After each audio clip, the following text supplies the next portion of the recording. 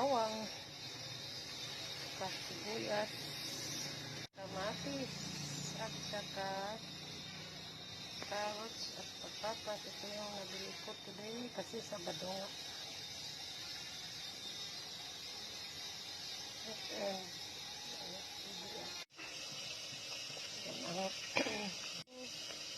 Ayan, namili tayo.